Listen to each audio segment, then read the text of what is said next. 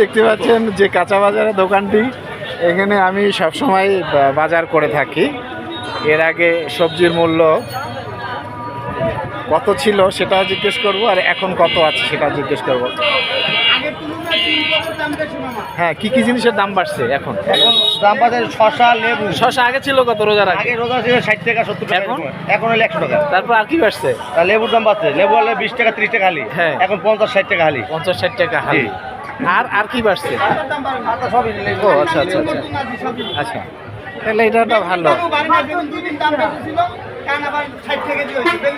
বেগুনের দাম স্বাভাবিক আছে। তা আমাদের বরগুনাতে আসলে জিনিসপত্রের দাম এতটা বাড়েনি। আপনারা জানেন যে লেবুর দামটা শুধু বেড়েছে। ও আচ্ছা আচ্ছা আচ্ছা, তাহলে এটা ভালো। এই মুহূর্তে অবশ্য আমরা আমাদের সামনে আমাদের বিজ্ঞ উকিল সাহেব রয়েছে।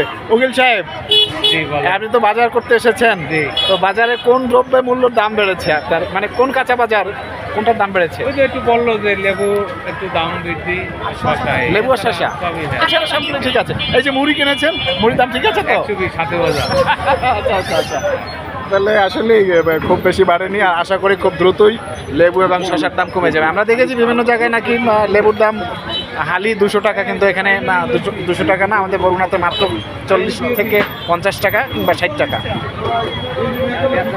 তাহলে ঠিক আছে, সবাই ভালো থাকুন।